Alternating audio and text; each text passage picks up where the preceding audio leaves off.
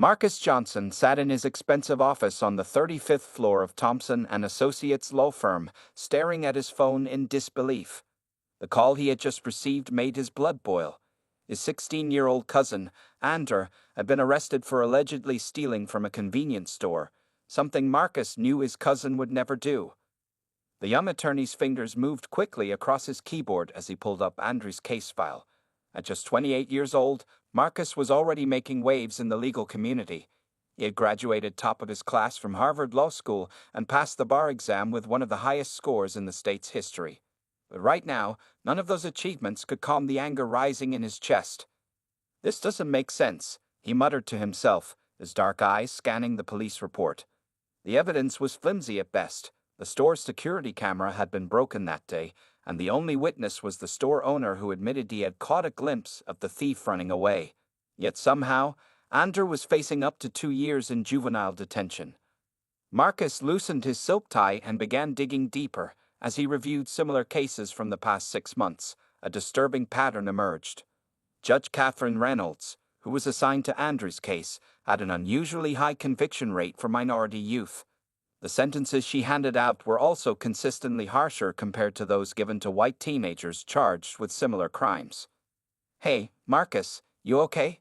Sarah Chen, his colleague, knocked on his office door. "It's past 9 p.m. Marcus looked up, suddenly realizing his office was the only one still lit on the entire floor. "Sarah, come look at this," he waved her over. For the next 20 minutes, he showed her the troubling statistics he had uncovered about Judge Reynolds. "This is serious," Sarah agreed, her forehead creasing with concern. "But what can we do? She's been on the bench for 15 years. Nobody's ever successfully challenged her decisions." Marcus stood up and walked to his office window, looking out at the city lights below. The view usually calmed him, but tonight it only reminded him of how many young lives might have been ruined by Judge Reynolds' prejudiced rulings. As he stood there, an idea began forming in his mind. A risky, crazy idea that could either end his career or expose years of judicial misconduct. What if, he turned to Sarah slowly, we could prove her bias beyond any doubt? What if we could show everyone exactly how she treats young minorities in her courtroom? Sarah raised an eyebrow. And how exactly would we do that? Marcus walked back to his desk and picked up a photo from his last family barbecue. In it, he was wearing casual clothes, jeans and a t-shirt instead of his usual designer suits. Several people had commented that he looked like a teenager in the picture. "I could pass for a high school student," he said thoughtfully, "especially if I dressed the part." Sarah's eyes widened as she realized what he was suggesting. "Marcus, no, that's insane. You could get disbarred." "Not if we do it right," Marcus replied, his mind already racing with possibilities. "We need to document everything. Get the right people involved. Make sure every single interaction is recorded legally." He pulled out his phone and showed Sarah a news article about Judge Reynolds' latest controversial ruling: a 3-year sentence for a black teenager accused of stealing a bicycle, while a white teenager in a similar case the same week got only community service. "Someone needs to stop this," Marcus said firmly. "These are kids' lives we're talking about. My cousin Andra could be next." Sarah sat down heavily in one of the office chairs. "You're really serious about this, aren't you?" Marcus nodded, his determination growing stronger by the minute. "I'll need help, though. Inside the courthouse, someone to manage the paperwork, coordinate with witnesses." "You're crazy." Sarah shook her head, but a small smile was forming on her face. "But if you're really doing this, I'm in." For the next few hours, Marcus and Sarah worked on their plan. They would need to create a foolproof alternate identity, coordinate with trusted court officials, and most importantly, find a way to document every interaction with Judge Reynolds without breaking any laws. As the first light of dawn began to creep into his office, Marcus finally sat back in his chair, exhausted but satisfied. Tomorrow, he would begin the process of transforming himself from Marcus Johnson, Harvard-educated attorney, into Deandra Williams, a teenager from the wrong side of the tracks. And Judge Catherine Reynolds wouldn't know what hit her until it was too late. The next morning, Marcus stood in front of his full-length mirror, hardly recognizing himself. Gone was the confident attorney in expensive suits. Instead, he saw a teenager wearing baggy jeans, an oversized hoodie, and worn-out sneakers. He had spent the past week carefully planning this transformation. "Man, this is weird," he muttered, adjusting the fake silver chain around his neck. His usually neat haircut had grown out, and he'd gotten rid of his designer glasses in favor of contact lenses. The transformation wasn't just about looks.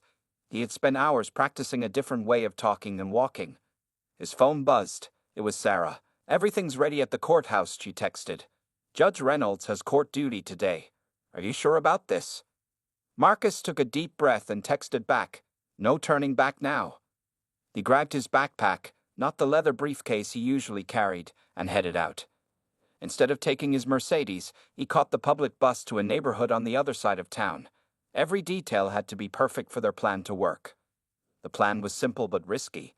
Marcus would get himself arrested for a minor offense, just enough to land in Judge Reynolds' courtroom. Sarah had already arranged for specific court officers to be on duty, ones they trusted who would play along without revealing his true identity. As Marcus walked through the rundown neighborhood, he felt strange. This was where he grew up, but it felt different now.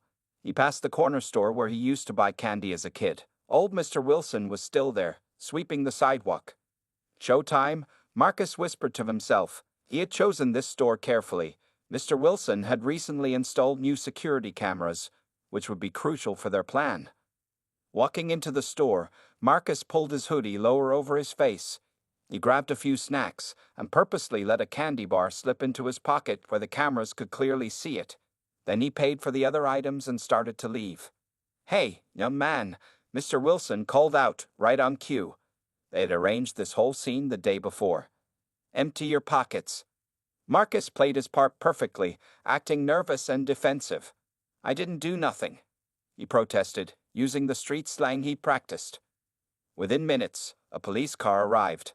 Officer Rodriguez, who was also in on the plan, handled the arrest. They had to make everything look real while ensuring Marcus's rights weren't actually violated. The officer read him his rights and put him in handcuffs, though not too tightly.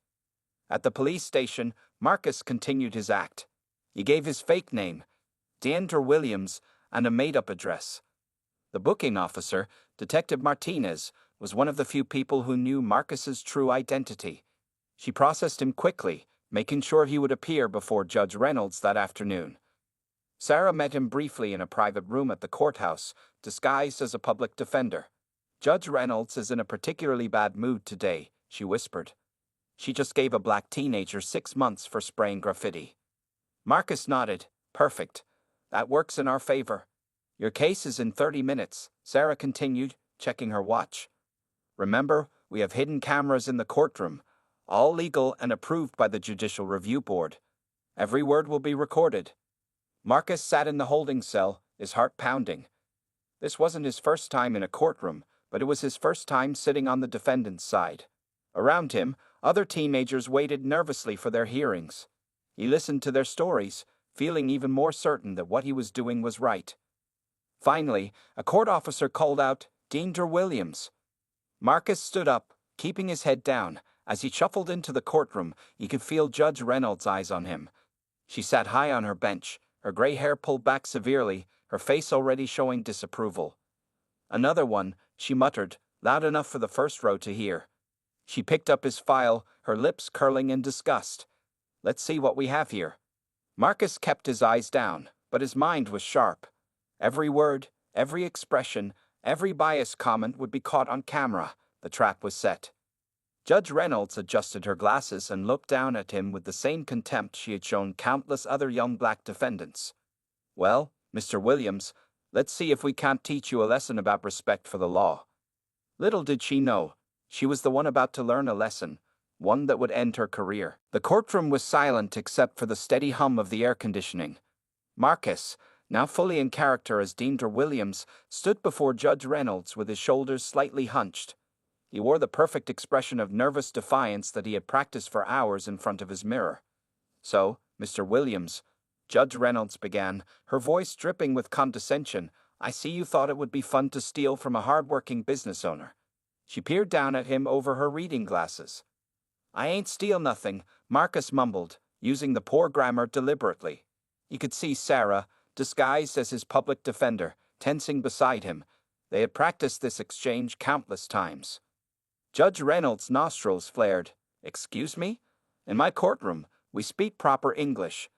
I didn't steal anything. But I suppose proper grammar isn't a priority in your environment." The hidden cameras were catching everything: her tone, her expression, her assumptions. Marcus noticed several people in the gallery shifting uncomfortably at her obvious prejudice. "Sorry, Your Honor," Marcus said, making his voice crack slightly. I didn't steal anything." Judge Reynolds picked up his fake file, making a show of reading through it. "Let's see. No father in the home, mother working 2 jobs, failing grades." She clicked her tongue disapprovingly. A familiar story. Sarah stepped forward. "Your Honor, my client has no prior record. The security footage only shows the candy bar falling into his pocket accidentally. Mr. Wilson, the store owner, is willing to drop the charges." "Ms. Chen," Judge Reynolds cut her off sharply. "I'm sure you're new to this, but these individuals need to learn that actions have consequences. A light sentence now might save him from worse crimes later." Marcus watched the court reporter's fingers flying across the keyboard, recording every biased word. He also noticed a man in the back of the courtroom writing in a small notebook, one of the Judicial Review Board members they had quietly invited to observe.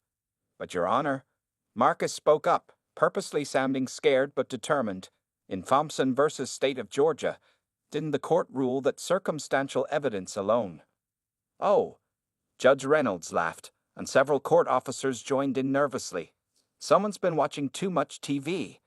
Law and order doesn't make you a lawyer, young man." Marcus ducked his head, but inside he was smiling. She had taken the bait perfectly, dismissing his legal knowledge simply because of how he looked. "Your Honor," Sarah tried again, "my client raises a valid legal point." "Miss Chen, control your client," Judge Reynolds snapped. "This kind of disrespect for the court will not help his case." She shuffled some papers on her desk, then leaned forward with what she probably thought was a motherly expression. "Mr. Williams, I'm going to do you a favor. Instead of sending you to juvenile detention immediately, I'm going to schedule another hearing for next week. I will give you time to think about your choices." Marcus looked up, allowing a flash of real legal understanding to show in his eyes. "But, Your Honor, doesn't the statute require—" "Enough." Judge Reynolds banged her gavel. "One more word of your street corner law, and I'll hold you in contempt. Next Thursday, 9 a.m. And Mr. Williams," she gave him a cold smile, "wear something more appropriate. This isn't a rap video." As the bailiff led Marcus away, he caught sight of Sarah quickly hiding a small smile. Phase 1 had gone perfectly. Judge Reynolds had shown her prejudices clearly, dismissing valid legal arguments because they came from someone she saw as just another black teenager from the streets. Back in the holding area, Marcus waited until he was alone before letting out a quiet breath of relief. Through the walls, he could hear Judge Reynolds starting another case, her voice carrying the same tone of superiority and prejudice. His phone, hidden in a secret pocket, vibrated once. A text from Sarah. "Got everything. Video, audio, transcript. She couldn't have been more obvious if we'd asked her to be." Marcus smiled. One hearing down, several more to go. Each interaction would build their case stronger, documenting Judge Reynolds' pattern of discrimination. She thought she was teaching a lesson to a troubled teen, but she was really digging her own professional grave. As Marcus was led out of the courthouse, he heard Judge Reynolds' voice booming from her courtroom. "Another one. How many of these delinquents am I seeing today?" "More than you expect, Judge," Marcus whispered to himself. "And one of them is about to end your career." The courtroom was packed. Word had spread about the unusually knowledgeable street kid who kept challenging Judge Reynolds, and today's hearing had drawn a large crowd. Marcus noticed at least 5 members of the Judicial Review Board scattered throughout the gallery, their notebooks ready. Sarah had outdone herself with the preparations. Hidden cameras were in place, and 3 court reporters were present instead of the usual one. She had also made sure his cousin Andrew was sitting in the front row, along with several other teenagers who had received unfair sentences from Judge Reynolds. "Danger Williams," the bailiff called out. Marcus walked to the center of the courtroom, still wearing his baggy clothes and red hoodie. Judge Reynolds looked down at him with her usual contempt, but today he noticed something else in her expression, curiosity mixed with suspicion. Mr. Williams, she began, shuffling through his papers, my clerk has been unable to verify some of your background information. Would you care to explain? This was the moment they had been waiting for. Marcus straightened up slowly, his entire demeanor changing. When he spoke, gone was the street accent he'd been using for weeks. Instead, his voice carried the polished tones of a Harvard-educated attorney. Actually, Your Honor, I would be happy to explain everything. Judge Reynolds blinked, startled by the transformation. The courtroom fell silent. My name is not Dandra Williams, Marcus continued, reaching into his hoodie pocket. He pulled out his State Bar Association card and his law firm ID. I am Marcus Johnson, Senior Associate at Thompson & Associates Law Firm, Harvard Law School Class of 2019, and member of the State Bar. The judge's face went pale. Her hands gripped the edge of her bench. What is the meaning of this? The meaning, Your Honor, Marcus said, his voice clear and strong, is that for the past 3 weeks, I have been documenting your systematic discrimination against young minority defendants in your courtroom. Gasps filled the room. Judge Reynolds tried to bang her gavel, but Marcus continued speaking. I have appeared before you 4 times, presenting valid legal arguments that you dismissed solely because you believe they came from an uneducated black teenager. Each time, you showed clear bias in your reactions and rulings. This is outrageous, Judge Reynolds sputtered. I'll have you disbarred for this deception. Actually, Your Honor. Sarah stood up, removing her fake glasses. Everything we've done is perfectly legal. I'm Sarah Chen, also from Thompson & Associates, and we have written approval from the State Judicial Review Board for this investigation. On cue, 5 people stood up in the gallery, showing their Judicial Review Board badges. Judge Reynolds' face went from pale to ashen. Over the past 3 weeks, Marcus continued, you have made 37 discriminatory comments on record. You've given harsher sentences to minority defendants than to white defendants for identical crimes. You've dismissed valid legal arguments based solely on the speaker's apparent background. He gestured to Andre and the other teenagers in the front row. These young people all received unjust sentences in your courtroom. Thanks to your treatment of Dandra Williams, we now have concrete evidence of your bias. Judge Reynolds tried to speak, but no words came out. The courtroom had erupted into excited whispers. Furthermore, Marcus added, pulling out a thick folder, we have reviewed your last 5 years of cases. The pattern of discrimination is clear and documented. This evidence has already been submitted to the Judicial Review Board. One of the board members stood up. Judge Reynolds, in light of this evidence, you are temporarily suspended from the bench pending a full investigation. Please step down immediately. The judge's face turned red with fury. You planned this? You tricked me. No, Your Honor, Marcus replied calmly. You revealed yourself. I simply gave you the opportunity to show who you really are.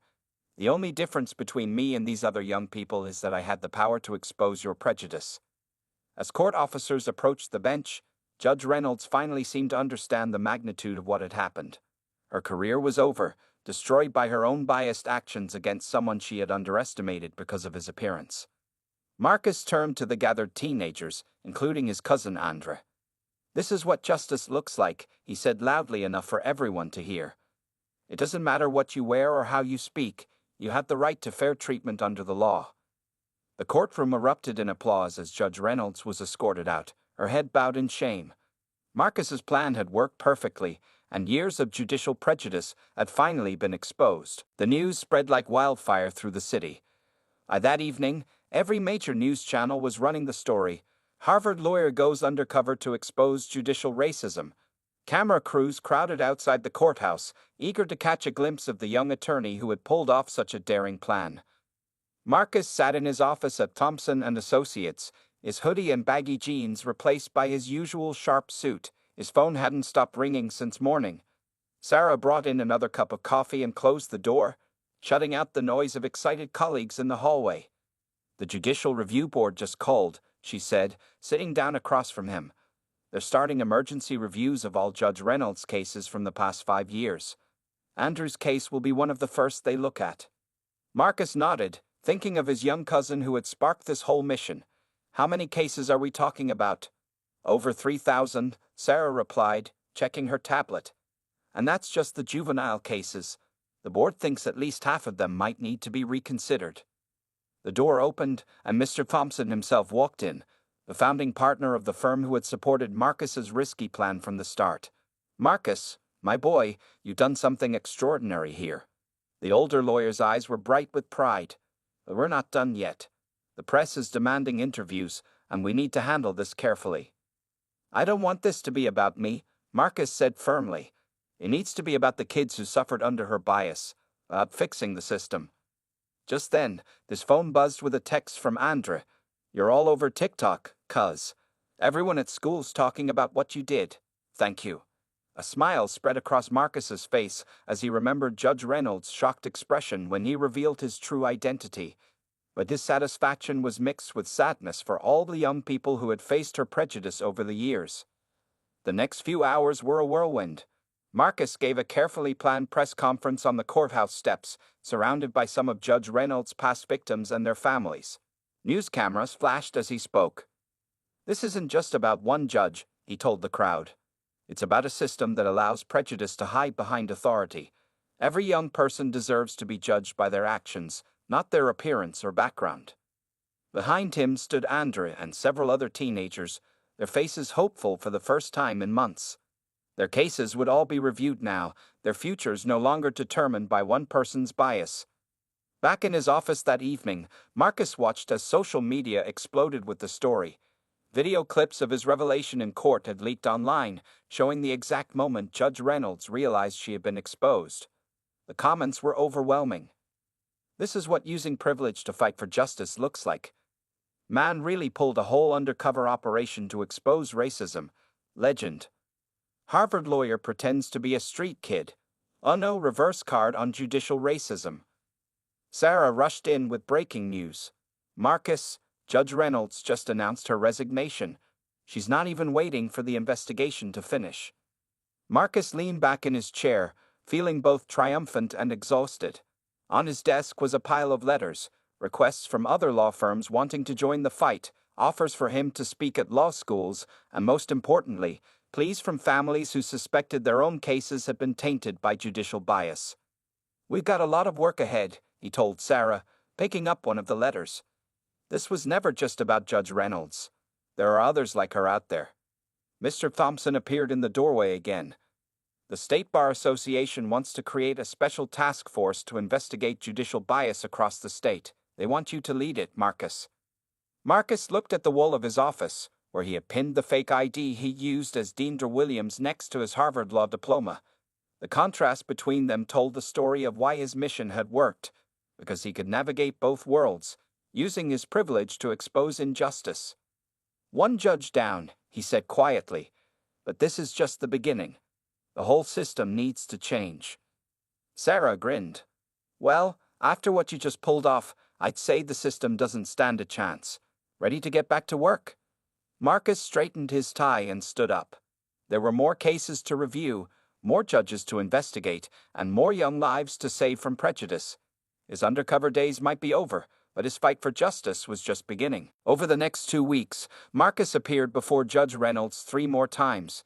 Each appearance was carefully planned to reveal more of her deep-rooted prejudices. Today would be his 4th time in her courtroom, and Sarah had warned him that the judge was in an especially bad mood. Another black teenager was just released by a different judge this morning, Sarah whispered to Marcus in the holding area. Judge Reynolds was furious, said the system was getting too soft. Marcus nodded, adjusting his oversized hoodie. He had chosen to wear red today, knowing the judge had made negative comments about gang colors in previous cases. Their hidden cameras needed to catch every prejudiced reaction. In the courtroom, Marcus noticed more observers than usual. Word had started spreading about the street-smart kid who kept quoting legal cases, and several lawyers had come to watch. Among them were 3 members of the Judicial Review Board, disguised as regular spectators. "Mr. Williams," Judge Reynolds said as Marcus approached the bench, "I see you're still making interesting fashion choices." Her eyes narrowed at his red hoodie. "It's all I got, Your Honor," Marcus replied, playing his role perfectly. "Been reading them law books at the library, like you suggested last time." Judge Reynolds laughed dismissively. "Have you now?" And I suppose you understand what you've read. This was the opening Marcus had been waiting for. He straightened up slightly, but kept his voice humble. Well, Your Honor, I was reading about Bailey versus Thompson, where the court ruled that circumstantial evidence without corroborating testimony doesn't meet the burden of proof in petty theft cases. The courtroom fell silent. Judge Reynolds' face turned slightly red. Mr. Williams, I've warned you about playing lawyer in my courtroom. But Your Honor, Sarah stepped in, right on cue. My client is merely exercising his right to participate in his defense. The case he cited is directly relevant. Miss Chen, Judge Reynolds cut her off sharply. I won't have my courtroom turned into a circus by some juvenile delinquent who memorized a few legal terms. She turned her stern gaze to Marcus. Mr. Williams, your attempts to manipulate this court with borrowed knowledge won't work. Marcus noticed several lawyers in the gallery exchanging concerned looks. One was quietly taking notes. Everything was going according to plan. Your Honor, Marcus said, allowing a hint of real legal precision to enter his voice, Article 7 of the state constitution guarantees my right to. Enough. Judge Reynolds slammed her gavel so hard that several people jumped. I've had quite enough of your disrespect. 2 days in juvenile detention for contempt of court.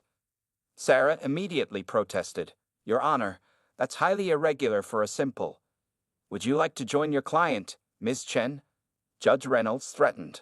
Her face was now fully flushed with anger. I've spent 15 years dealing with young men like Mr. Williams. They think they can outsmart the system, but they all end up in the same place.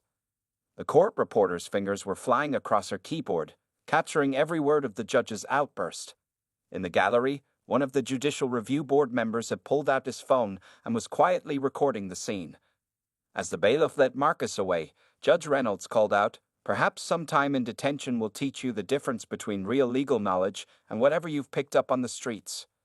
Back in the holding cell, Marcus could barely contain his excitement. The judge had played right into their hands, demonstrating exactly the kind of prejudice they needed to document.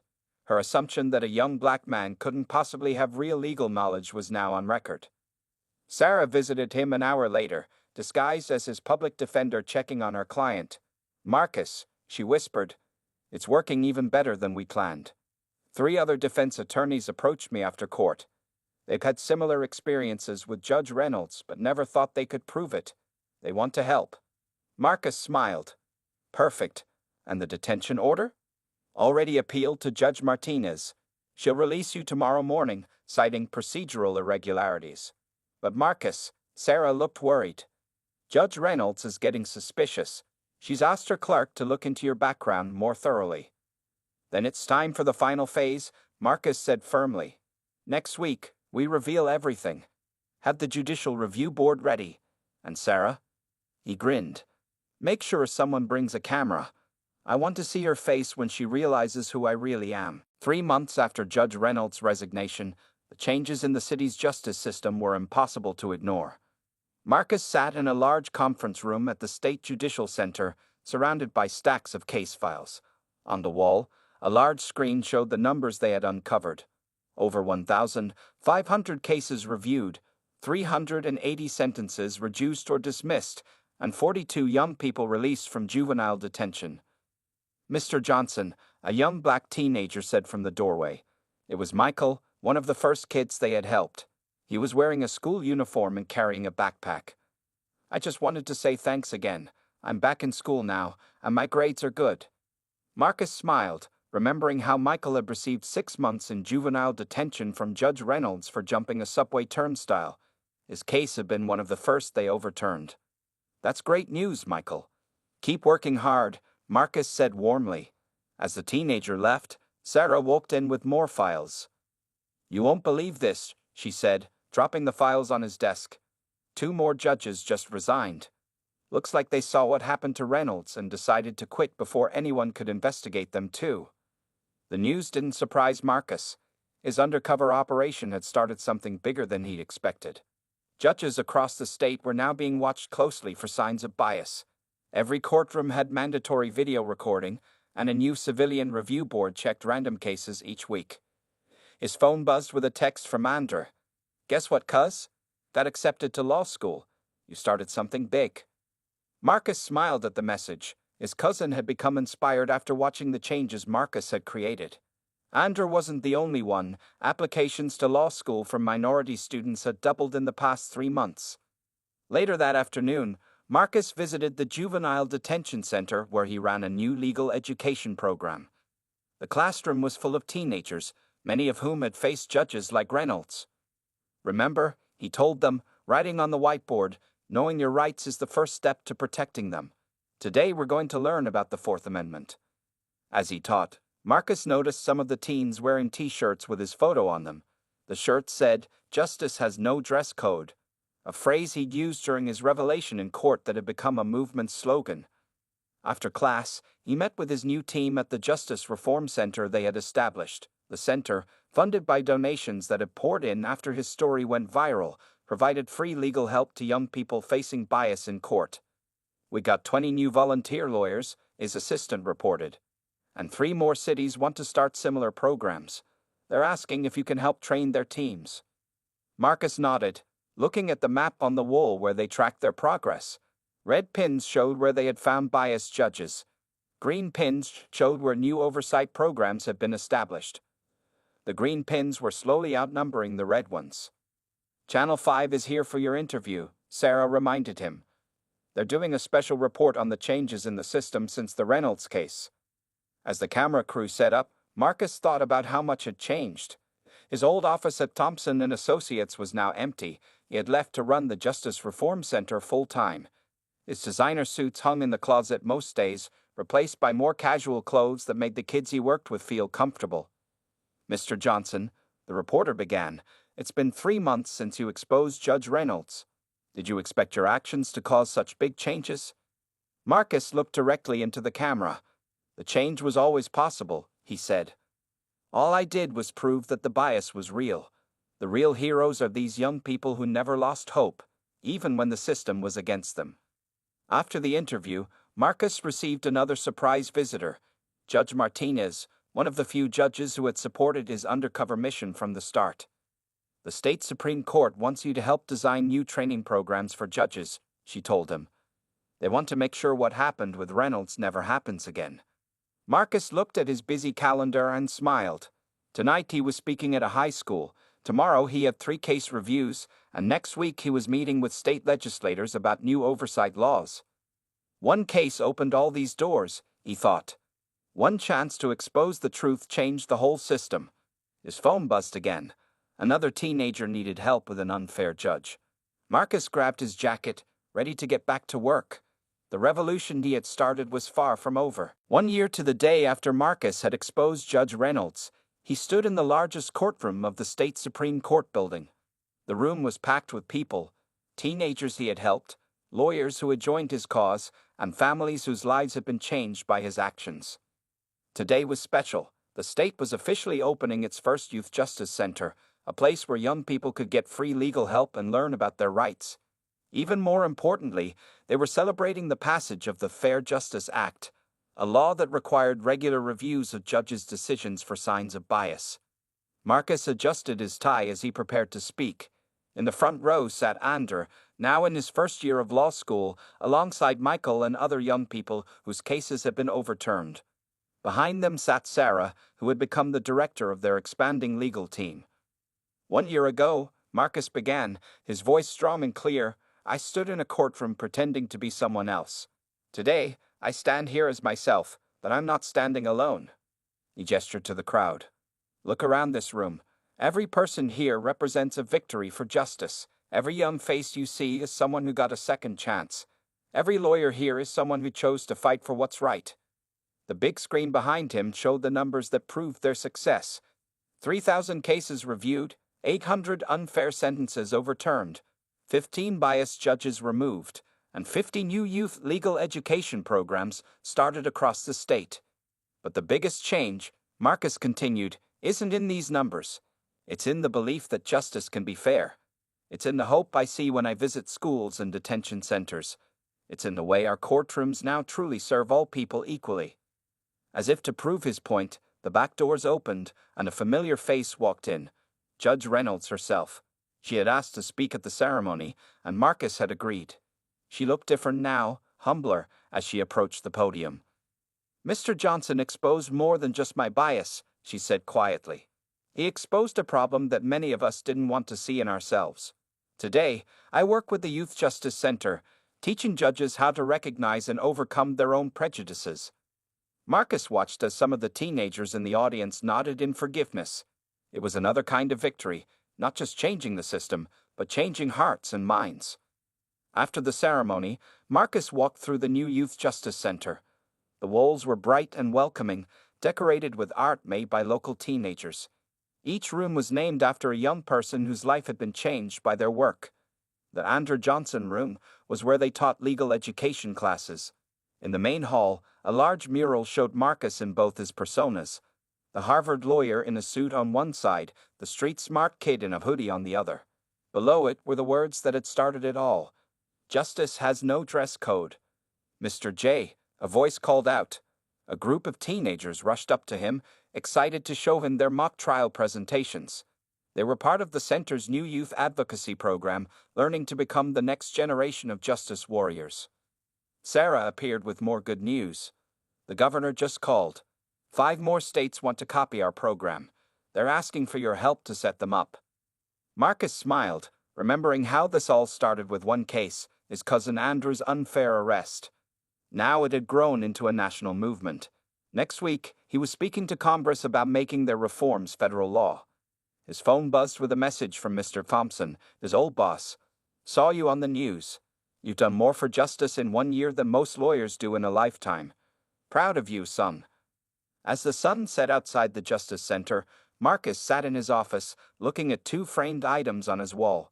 One was his Harvard Law diploma. The other was the fake ID he had used as Deandre Williams.